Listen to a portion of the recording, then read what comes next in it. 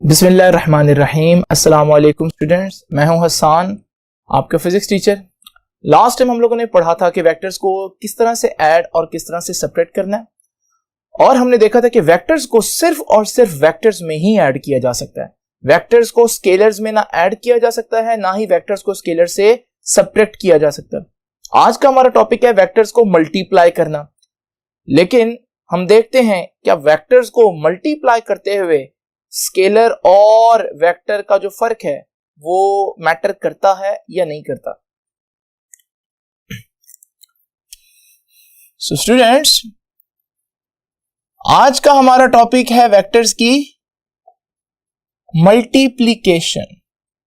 Again दो ही options हैं, या तो हम वेक्टर को स्केलर से मल्टीप्लाई करें या हम वेक्टर को वेक्टर से मल्टीप्लाई करें। आपके ख्याल में इनमें से कौन सी बात मुमकिन है? Which option is possible? Answer यह है कि यहां पर ये दोनों ऑप्शंस ही पॉसिबल है कि वेक्टर्स को स्केलर से भी मल्टीप्लाई किया जा सकता है और वेक्टर को वेक्टर से भी मल्टीप्लाई किया जा सकता है। बट आज हम इस ऑप्शन को डिटेल में देखेंगे, इसको हम लेटर ऑन नेक्स्ट लेक्चर्स में पढ़ेंगे, बट आज हम वेक्टर को स्केलर से मल्टीप्लाई करेंगे। अब हमें मालूम है स्केलर दो किस्म के होते हैं, या तो स्केलर जो है वो हमारे पास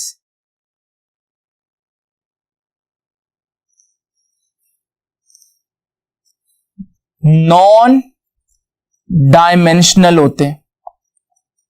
सुनिएगा जरा ध्यान से, अभी क्लियर हो जाएगा। ये मुश्किल वर्ड्स हैं, लेकिन जब इनकी डिटेल बताऊंगा तो फिर आपको आसानी से समझ आएगी। या हमारे पास स्केलर्स डायमेंशनल होते हैं, यानी कि स्केलर्स हमारे पास, हमें मालूम है स्केलर्स वो चीजें जिनके लिए डायरेक्शन इंपॉर्टेंट नहीं होती। वो दो किस्म की हो सकती हैं कि स्केलर हो मगर डायमेंशन ना हो। डायमेंशन को आसान अल्फाज में आप याद रख लो कि यूनिट ना हो। ऐसे कौन से स्केलर्स हैं जिनके यूनिट नहीं होते? तो अगर आपको याद हो, मैंने बताया था जितनी भी काउंटिंग है, डिजिट्स हैं 2, 3, 5, 7, इनके जो हमारे पास यूनिट नहीं होता। तो जितने भी डिजिट्स हैं वो भी स्केलर है, लेकिन कौन से स्केलर है? Non dimensional. डायमेंशनल वो स्केलर्स हैं जिनकी डायमेंशन भी है। मिसाल के तौर पर जैसे इनमें आ जाएगा, इनमें डिजिट्स नहीं आएंगे, इनमें स्केलर क्वांटिटीज आएंगी। जैसे फॉर एग्जांपल हमें मालूम है मैस एक स्केलर क्वांटिटी है। अब मैस जो है, जैसे मैस है 2 kg, अब यहां तो डिजिट्स हैं, यहां सिर्फ 2 होता, लेकिन यहां मैस को हम 2 kg लिखेंगे तो वो 2 भी है, साथ यूनिट है, डायमेंशन भी है। इस वजह से ये डायमेंशन वाले स्केलर्स हैं और ये डायमेंशन के बगैर वाले स्केलर्स हैं। अगर सिंपल अल्फाज में डायमेंशन के बगैर वाले स्केलर्स डिजिट्स होते हैं, जबकि डायमेंशन के साथ वाले स्केलर, डायमेंशन वाले स्केलर जो है वो स्केलर क्वांटिटीज होती है, जिनमें मास एक स्केलर क्वांटिटी है। जितनी भी स्केलर क्वांटिटीज हैं वो इसमें आएंगी, डेंसिटी हो गई और भी। अब जरा देखिए, सबसे पहले तो हम देखते हैं कि नॉन डायमेंशनल यानी कि नंबर्स जो हैं, डिजिट्स कह लो, नंबर्स कह लो, नंबर्स को वेक्टर से कैसे मल्टीप्लाई करना है। अगेन मैं इसमें दो ऑप्शंस कर देता हूं कि जब हमारे पास नॉन डायमेंशनल है यानी कि नंबर्स हैं, तो फिर उसमें भी हमारे पास दो ऑप्शन है। तो हम मल्टीप्लाई करने लगे हैं कि multiply vector by a number. Suppose करो n है वो नंबर जिससे हमने मल्टीप्लाई करना है। अब जब हमने नंबर को मल्टीप्लाई करना है तो नंबर भी दो किस्म के होते हैं, या तो वो नंबर एक पॉजिटिव नंबर होगा, पॉजिटिव नंबर लिख दूं, या लिख दूं n इज ग्रेटर देन 0, क्योंकि पॉजिटिव नंबर वो होते हैं जिनका मैग्नीट्यूड 0 से बड़े हो।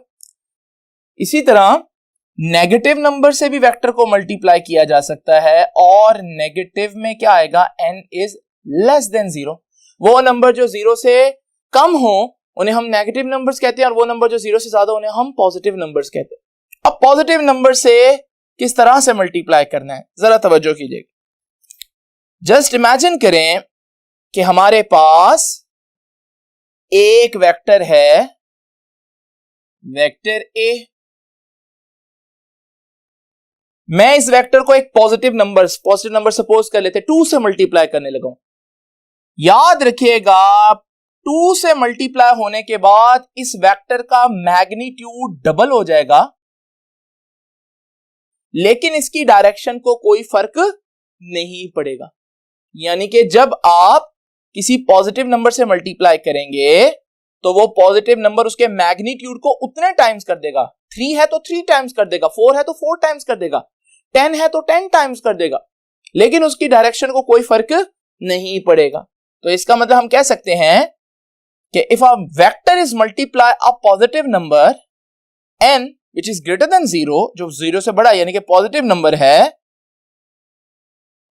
then its magnitude, तो उसका मैग्नीट्यूड क्या हो जाएगा, then its magnitude will be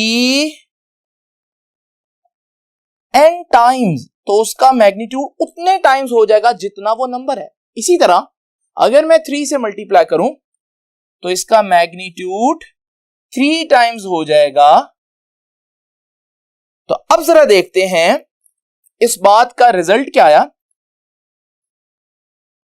3 ही बातें हैं, मैग्नीट्यूड है, यूनिट है और डायरेक्शन होती है। ये है ओरिजिनल वेक्टर, ये है उस नंबर से मल्टीप्लाई होने के बाद का वेक्टर, आप इसको रिजल्टेंट कहेंगे। क्या रिजल्टेंट के मैग्नीट्यूड को फर्क पड़ा है? यस, मैग्नीट्यूड पहले के मुकाबले में बढ़ गया, 2 टाइम्स हो गया या 3 टाइम्स हो गया। Length of the vector magnitude को शो कर रही होती है। इसका मतलब यह हुआ कि हमारे पास जब भी पॉजिटिव नंबर से मल्टीप्लाई करेंगे मैग्नीट्यूड को तो फर्क पड़ेगा। क्या पॉजिटिव नंबर से मल्टीप्लाई करने पर यूनिट को कोई फर्क पड़ा?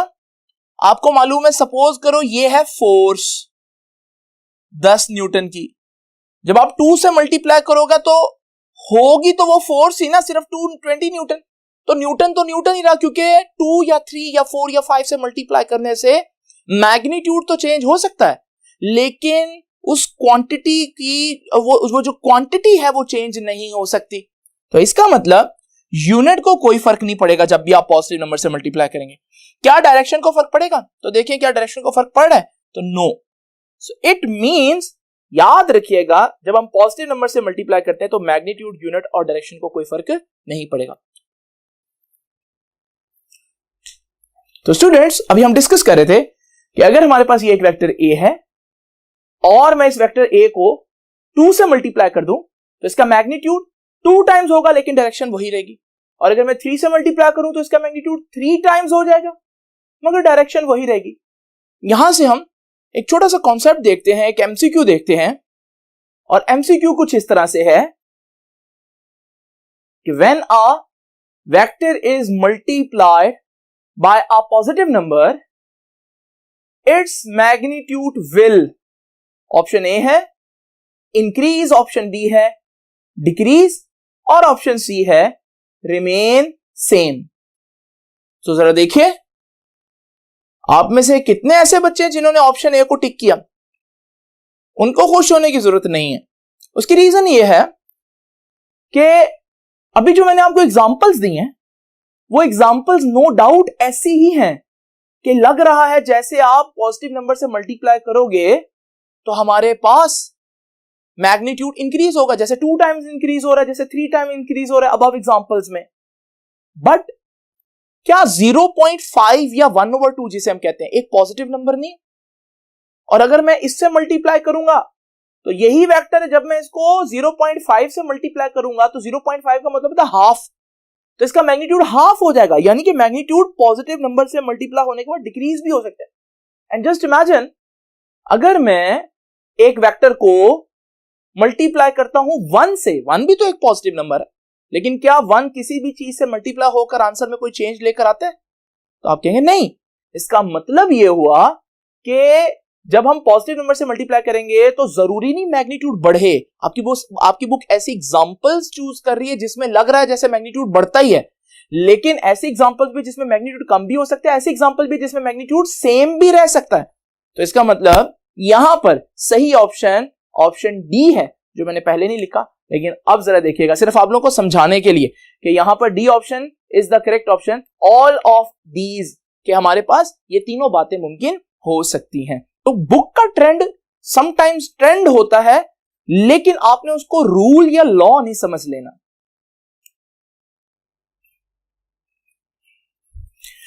अब जरा हम देखते हैं कि किस तरह से हम एक नेगेटिव नंबर से मल्टीप्लाई कर सकते हैं। नेगेटिव नंबर डेफिनेटली वो नंबर हैं जो लेस देन 0 होते हैं। अब ये सिंपल रूल देखते हैं जी। ये हमारे पास एक वेक्टर है a, और मैं अब इसको मल्टीप्लाई करने लगा हूं, भला किससे? 2 से नहीं, क्योंकि वो पॉजिटिव नंबर है। मैं -2 से मल्टीप्लाई करता हूं, जरा तवज्जो कीजिएगा। ऐसा करने पर इसका मैग्नीट्यूड डेफिनेटली डबल हो जाएगा, यानी कि उसकी लेंथ। लेकिन क्योंकि आप माइनस से मल्टीप्लाई कर रहे हैं तो अब इसका एरो अपनी डायरेक्शन चेंज कर लेगा, और ये जो नया वेक्टर है ये है -2a। माइनस ने 2 ने क्या किया? 2 ने उसका मैग्नीट्यूड 2 टाइम्स कर दिया, लेकिन माइनस ने क्या किया? नेगेटिव ने उसकी डायरेक्शन को क्या कर दिया?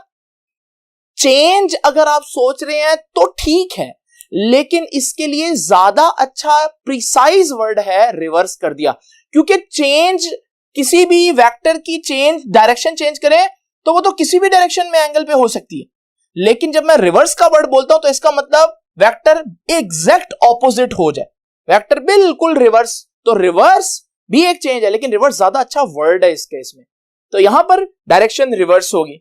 अब जरा देखते हैं वही 3 बातें जो हमने पॉजिटिव नंबर में देखी थी। क्या नेगेटिव नंबर से मल्टीप्लाई करने पर मैग्नीट्यूड को फर्क पड़ेगा, और यूनिट को फर्क पड़ेगा, और क्या डायरेक्शन को फर्क पड़ेगा? इन तीनों बातों को देखते हैं। सबसे पहले तो आप मुझे बताइए कि क्या वेक्टर का मैग्नीट्यूड को फर्क पड़ा? यस, अगर आपके पास नेगेटिव नंबर है, जो भी नंबर होगा 3 या 4 या 5 नेगेटिव को छोड़कर, तो वो हमारे पास उतने टाइम्स मैग्नीट्यूड होगा। इसका मतलब मैग्नीट्यूड को फर्क पड़ेगा।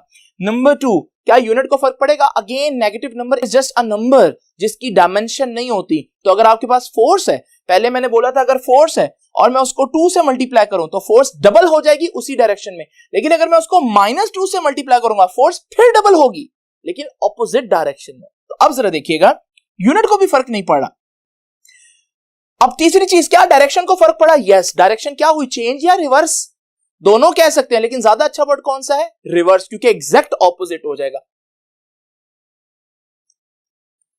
ठीक है जी। अब जरा देखते हैं इसका कॉन्सेप्ट थोड़ा सा और डिटेल में।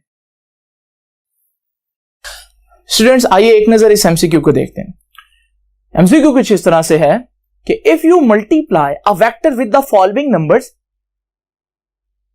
which can only change the direction। अब जरा देखिए, ऑप्शन ए है -1, ऑप्शन बी है -2, ऑप्शन सी है -3 और ऑप्शन डी है ऑल ऑफ अबव। जरा सोचिए वो कौन सा नंबर है इनमें से जिसको मल्टीप्लाई करें तो वेक्टर की डायरेक्शन रिवर्स हो जाएगी। अब हमने पढ़ा था कि वेक्टर की डायरेक्शन रिवर्स कब होगी? जब हम किसी नेगेटिव नंबर से मल्टीप्लाई करेंगे। सारी ऑप्शंस ही नेगेटिव नंबर्स हैं, इसका मतलब हमारे पास ऑप्शन सही कौन सा हुआ? सोचिए। और अब जिन जिन बच्चों ने ऑप्शन डी को सिलेक्ट किया, यानी ऑल ऑफ दीज को, वो थोड़ा केयरफुली मेरी बात को सुने। ऑप्शन डी करेक्ट नहीं है। फिजिक्स में एक एक वर्ड इतना इंपॉर्टेंट है कि हल्का सा चेंज स्टेटमेंट के आंसर को तब्दील कर सकता है। अगर आपने स्टेटमेंट कैजुअल पढ़ी हो तो ऑप्शन डी सही लगेगा, लेकिन अगर आपने स्टेटमेंट में ओनली का वर्ड देखा हो, क्या मैंने कहा है कि कौन सा नंबर सिर्फ डायरेक्शन नहीं रिवर्स करेगा, सिर्फ डायरेक्शन रिवर्स करेगा। मतलब मैं ये कहना चाह रहा हूं कि बाकी चीजें यानी मैग्नीट्यूड वगैरह को कोई फर्क नहीं पड़ेगा। और अगर हम देखें, अगर मैं किसी वेक्टर को -1 से मल्टीप्लाई करूं तो उसका मैग्नीट्यूड उतना रहेगा और वो डायरेक्शन रिवर्स करेगा। अगर मैं -2 से मल्टीप्लाई करूं तो उसकी डायरेक्शन तो रिवर्स होगी, लेकिन उसका मैग्नीट्यूड भी 2 टाइम्स होगा। और इसी तरह -3 से मल्टीप्लाई करने के बाद उसका मैग्नीट्यूड 3 टाइम्स होगा और डायरेक्शन भी रिवर्स होगी। इसका मतलब अगर यहां ओनली के साथ स्टेटमेंट देखें तो सिर्फ ऑप्शन ए ही करेक्ट है, क्योंकि बाकी सब में मैग्नीट्यूड तो चेंज हो रहे हैं। हां, अगर ये एमसीक्यू कुछ इस तरह से होता कि हम ओनली का वर्ड हटा देते हैं और फिर मैं कहता हूं कि कौन सा डायरेक्शन चेंज करेगा, वही ऑप्शंस है, लेकिन अब हमारा सही ऑप्शन जो है वो ऑल ऑफ दीज होगा, क्योंकि मैंने और कोई कंडीशन नहीं रखी, सिर्फ डायरेक्शन रिवर्स करनी है और डायरेक्शन तो हर नेगेटिव नंबर मल्टीप्लाई होकर कर देगा। तो स्टूडेंट्स, हम लोगों ने देखा कि वेक्टर को स्केलर से मल्टीप्लाई करना था। स्केलर दो किस्म के हैं, स्केलर डिजिट्स और स्केलर क्वांटिटीज। फिर डिजिट खुद दो किस्म के हैं, पॉजिटिव डिजिट और नेगेटिव डिजिट। इनसे हमने मल्टीप्लाई करना सीख लिया। अब हम जरा डिस्कस करते हैं कि अगर हम वेक्टर को एक स्केलर क्वांटिटी से मल्टीप्लाई करें तो क्या होगा।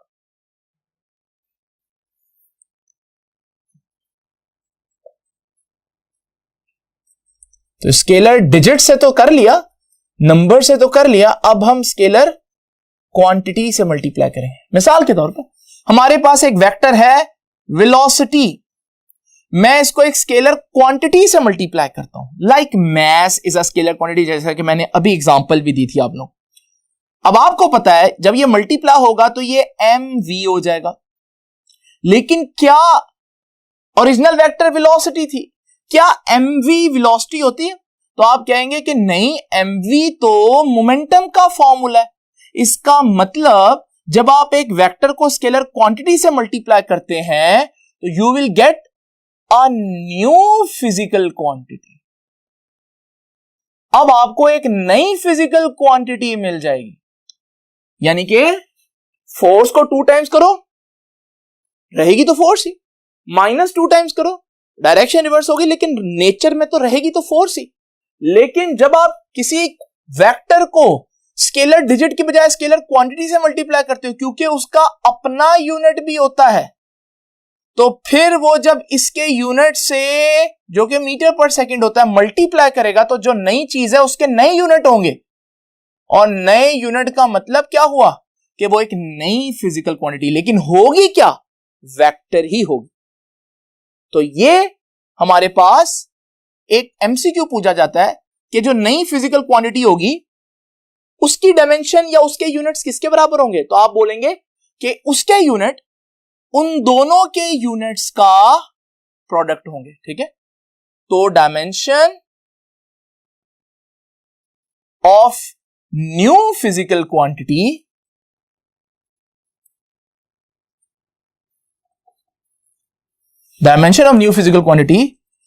will be the product of किस के प्रोडक्ट, उन दोनों के डायमेंशंस के। तो प्रोडक्ट ऑफ डायमेंशंस ऑफ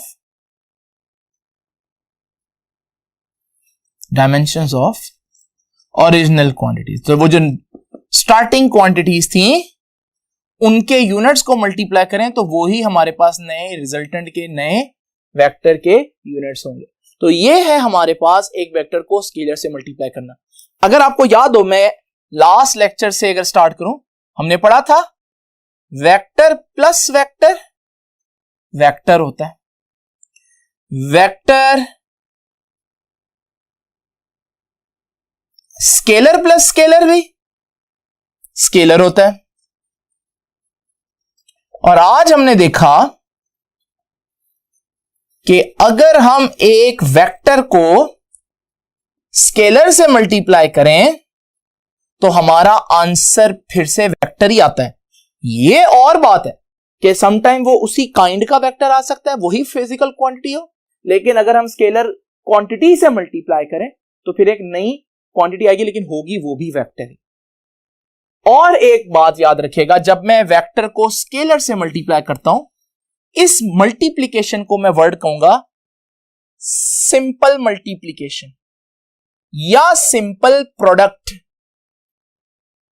आप सोचेंगे कि इसको सिंपल प्रोडक्ट क्यों कहा गया है, क्या आगे कोई और किस्म के भी प्रोडक्ट हैं? तो आंसर है कि यस, आगे और किस्म के प्रोडक्ट हम लोगों ने पढ़ने, तो जब भी मैं सिंपल प्रोडक्ट की बात कहूं तो आपने कहना कि जब भी वेक्टर को स्केलर से मल्टीप्लाई करें तो सिंपल प्रोडक्ट होता है। फॉर एग्जांपल अगर मैं कहूं कि ये force is equal to M A, आपको पता है एक्सेलरेशन वेक्टर क्वांटिटी है, फोर्स भी वेक्टर क्वांटिटी है, तो मैं इसे यूं रीड करूंगा, force is the simple product of mass and acceleration. ये सिंपल प्रोडक्ट है। और एक और चीज याद रखिएगा, ये वेलोसिटी का वेक्टर था, आपने इसको जब m से मल्टीप्लाई कर देना है, जो भी मास की वैल्यू है, तो जब इसको मल्टीप्लाई करेंगे तो ये नया वेक्टर जो है ये मोमेंटम का वेक्टर होगा। ठीक है जी, तो ये है हमारा आज का लेक्चर जिसमें हमने वेक्टर्स को मल्टीप्लाई करना सीखा। अब हम नेक्स्ट लेक्चर में रेक्टेंगुलर कंपोनेंट्स को डिस्कस करेंगे। तब तक के लिए अल्लाह हाफिज।